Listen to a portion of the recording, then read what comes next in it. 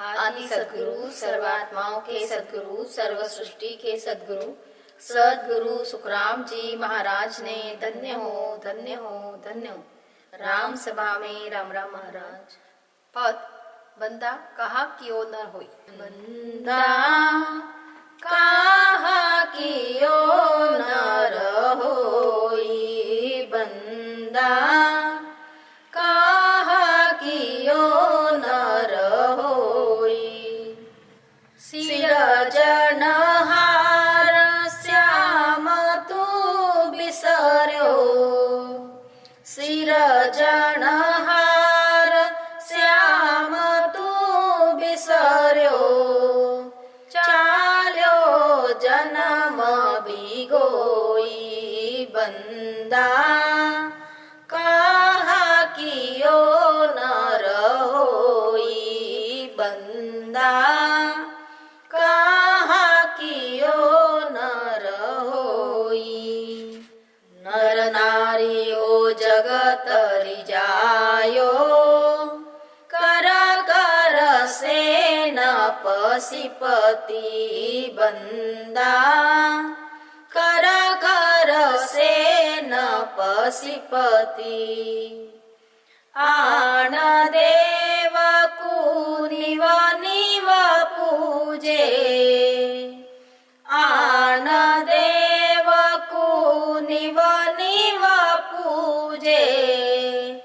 राम न शिवर्यो विपति, बंदा कहा कियो नर होई, बंदा कहा कियो नर होई।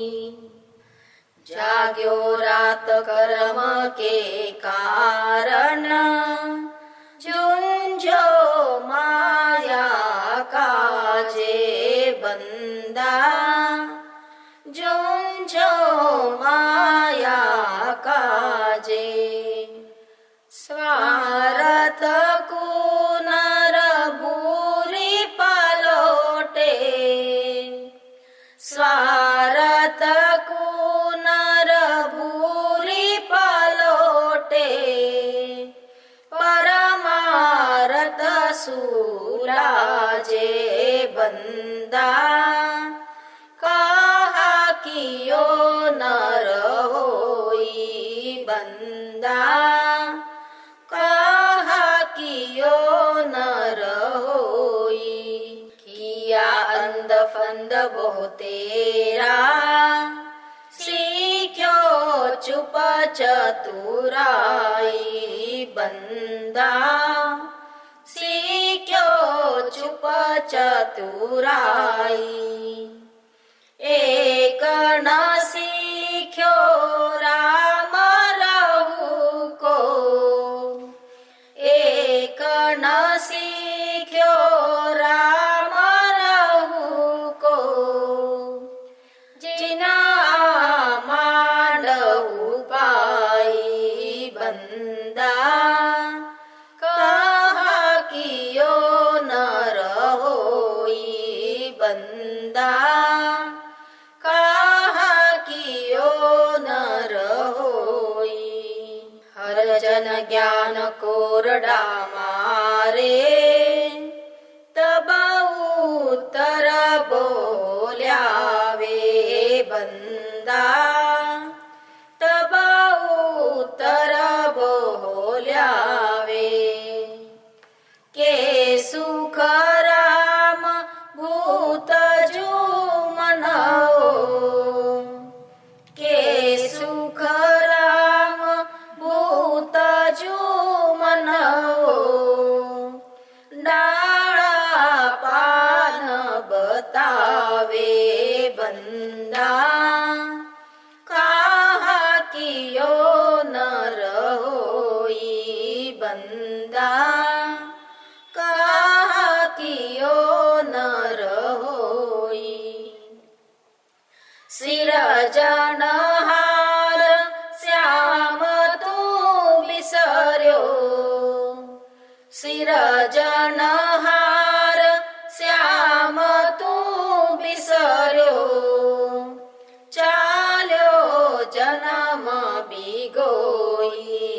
बंदा, काहा कियो नर होई बंदा, काहा कियो नर होई। बंदा कहा कियो नर होई, इस पद का अर्थ समझेंगे। अरे बंदा, तुझे नर्तन मिलने पर भी तूने क्या किया? तुझे यह मनुष्य शरीर काल को मारकर सृजनहार श्याम पाने के लिए सृजनहार श्याम ने दिया था, परंतु तूने यह सृजनहार श्याम प्रकट कर काल को मारने की रीत भूल गया, और काल को मारने की रीत न करते माया कर्म करके काल के दुख देने की रीत को मजबूत बनाया है। यानी मिला हुआ मनुष्य तन बिगाड़कर जन्म गमाया है।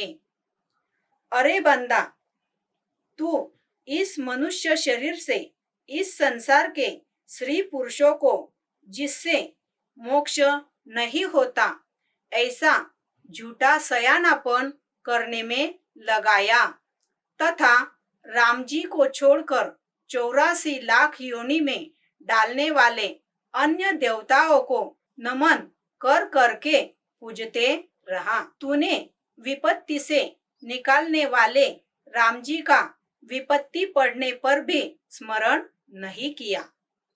झूठा सयानापन यानी जिस जिस विधि से मोक्ष देने वाले साहेब रिझते नहीं और परिवार, समाज, गांव के लोग, राज के लोग जो माया में पूरे रचे मचे हैं, ऐसे मलमूत्रधारी स्त्री पुरुष हर्षित होते।